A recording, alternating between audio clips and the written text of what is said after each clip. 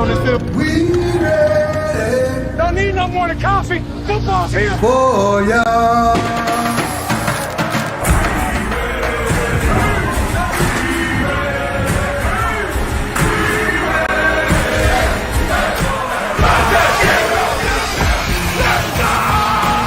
Know that he's going to go out there and put up points. Touchdown, Ravens! We got to tighten up and play better. We think that we can win no matter what the situation is. This is a playoff team that's going to make a big push this year. This game, it just brings me so much joy. Herbert, time to throw. Caught! Mike Williams! Sunday will be a good test against a really good in-division opponent. Week 1, we got to win, and we're moving on to week 2. That's the dog defense right there! The dog defense right there! I was like a cat. I had multiple lives. Everybody sit back. Grab your popcorn. Let's put on a show. Great game. Welcome to Sunday NFL Countdown, presented by Snickers.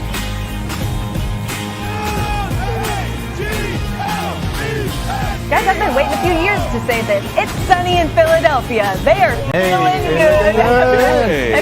Walk that helmet. Walk that helmet. Because it will be a little bit different today with Jimmy G in town. Zach Ertz getting the home crowd ready to go in Philly today. Looks cool, calm, and collected. Hiding the hair. As are we. I'm sure the hair looks great. Hello and welcome to Sunday NFL Countdown, Week 2. I'm Sam Ponder with Randy Moss, Rex Ryan, Ted Bruschi, and Matthew Hasselbeck.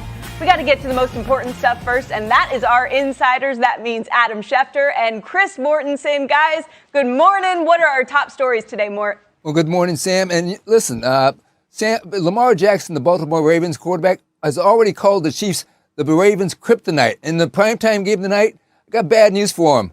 Both defensive stalwarts, Tyrann Mathieu, the Honey Badger, who was held out last week because he hadn't practiced for 13 days, he's back in the lineup. And Frank Clark, who strained a hamstring on August 17th, he will start for the Chiefs at defensive end. And so, therefore, we are going to see the Chiefs at full strength and the Ravens at less than full strength, Adam. And Mark, the New Orleans Saints, who come off a big Week 1 win, have COVID and injury issues going into today's game against Carolina. Marcus Davenport, Quan Alexander, both placed on IR. 8 coaches this week tested positive for COVID, including 6 on the offensive side of the football, 2 on the defensive side of the football. They were in Zoom meetings, but they will not be a part of today's game in attendance, Mort. And the Cowboys, they go out to L.A. playing the Chargers. And Hard Knocks has come to them for real. DeMarcus Lawrence on Wednesday, broken foot, had surgery. He's out. Randy Gregory on the COVID list. He is out for this game today. Michael Gallup out for 3 weeks with a calf injury. And then La'el Collins suspended 5 games for violation of the substance abuse policy. What more can you tell us, Adam? Well, the first game will be today, Mort, and this is the result of 7 missed tests. But he has documented excuses, he believes, for each one, which is why the case is under the appeal right now. One of the cases came when he was excused for the death of Marcus Paul, the Cowboys' assistant strength and conditioning coach last year. They await an answer from the league. Doesn't seem promising right now. In the interim, he's out for today's game against the Chargers, Sam.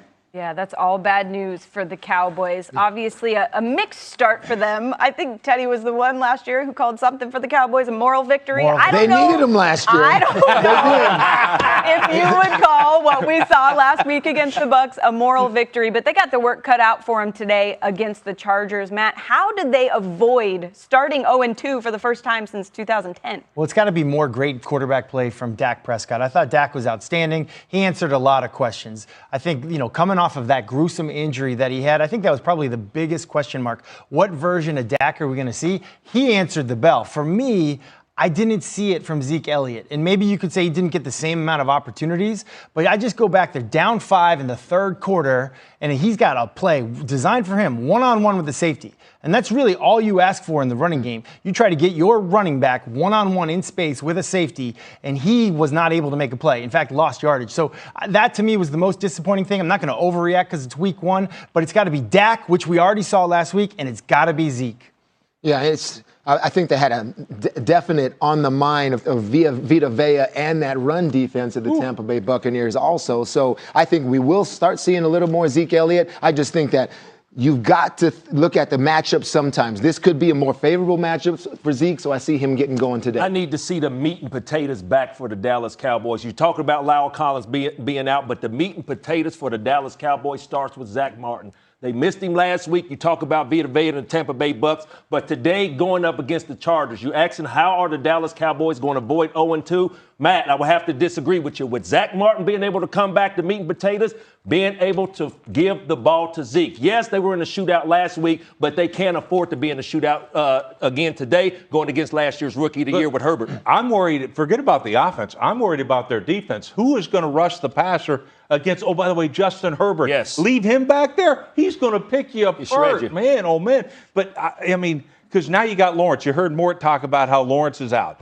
Who's going to rush the passer for Dallas? So, to me, that, I think, is the biggest issue in this game.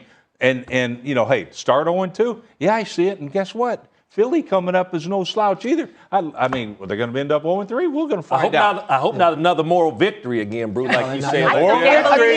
Offense is I'm great. never going to let him live it down. We'll have more on that game later in the show, but now it's time for our opening kicks. What you're most excited to see today. Rex, kick us off. Oh, this one's so easy right here.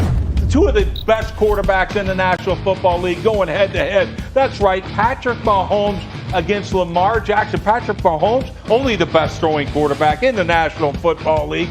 Two former MVPs going head-to-head. How can it get any better than that? And you know what? I'm showing Lamar Jackson. Run the football. Look at him run. Why am I showing it? Did you see the pass protection last week? It's non-existent. So Lamar Jackson, put it on your legs, my friend. You can still get it done, but you're going to have to run. And Randy, speaking of quarterbacks, what are you talking about with your quarterback? Who do you got, Randy? Man, I got some young studs. You just went with the old school guys. Let me go with these young studs. I'm starting out with Mac Jones in New England. Hey, Mac Jones, yes, y'all lost to the Dolphins divisional game. Get the ball to your tight end. But this the guy I have my eyes on, Rhett.